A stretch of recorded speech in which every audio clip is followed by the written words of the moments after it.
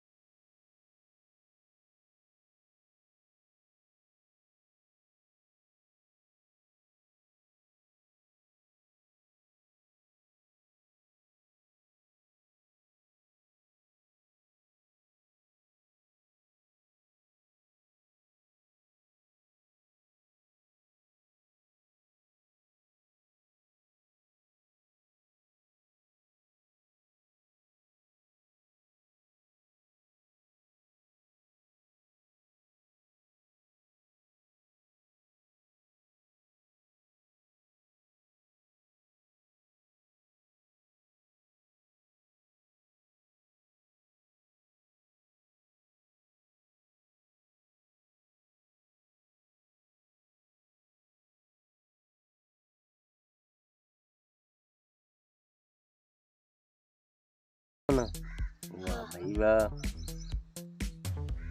ਗਾਵਾਂ ਪਿਆ ਲੈਣਾ ਮੈਂ। ਤੂੰ ਕੀ ਕਰ ਲੈਣਾ? ਅਸੀਂ ਗਾਵਾਂ ਪਿਆ ਲੈਣਾ। ਅਦੇ ਦੋ ਖਾੜੇ ਗਾਵਾਂ ਮੈਂ ਪਿਵਾ ਲੈਣਾ। ਅੱਛਾ ਅੱਛਾ ਅੱਛਾ। ਲਓ ਜੀ ਜਨਾਬ, ਇਹ ਚਾਚਾ ਜੀ ਮਹਿਮੂਦ ਸੀਗੇ ਜਿਨ੍ਹਾਂ ਨੇ ਬਾਰਿਸ਼ ਰਾਤੀ ਹੋਈ ਹੈ ਤੇ ਐਨ ਵੀ ਪਈ ਹੈ ਜੀ, ਤੇ ਉਹਦੇ ਬਾਰੇ 'ਚ ਇਹਨਾਂ ਕੋਲ ਪੁੱਛਿਆ ਸਾਰਾ ਕਿ ਕਣਕ ਨੂੰ ਕੋਈ ਨੁਕਸਾਨ ਤਾਂ ਨਹੀਂ। ਉਹਨਾਂ ਨੇ ਜੀ ਬੜਾ ਦਲੇਰ ਹੋ ਕੇ ਜਵਾਬ ਦਿੱਤਾ ਜੀ।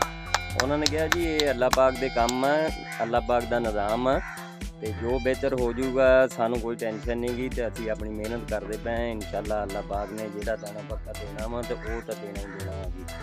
ਤੇ ਇਸ ਤਰ੍ਹਾਂ ਹੀ ਜ਼ੇਨ ਹੋਣਾ ਚਾਹੀਦਾ ਵਾ, ਹਰ ਕੰਮ ਦੇ ਵਿੱਚ ਹੌਸਲੇ ਨਾਲ ਚੱਲਣਾ ਚਾਹੀਦਾ ਜੀ। ਤੇ ਚਾਚਾ ਜੀ ਨੇ ਬੜੀ ਅੱਛੀ ਦਾਸਤਾਨ ਵੀ ਸੁਣਾਈ ਹੈ ਜੀ। ਤੇ ਇਨਸ਼ਾਅੱਲਾ ਅਸੀਂ ਫਿਰ ਦੁਬਾਰਾ ਤੁਹਾਨੂੰ ਮਿਲਾਂਗੇ ਇੱਕ ਚੰਗੇ ਵਲੌਗ ਨਾਲ। ਹੁਣ ਅਸੀਂ ਆਪਣੇ YouTube ਚੈਨਲ ਮੁਕੜਾ ਪੰਜਾਬ ਤੋਂ ਇਜਾਜ਼ਤ ਚਾਹੁੰਦੇ ਹਾਂ ਜੀ। ਅੱਲਾਹ ਹਾਫ਼ਿਜ਼।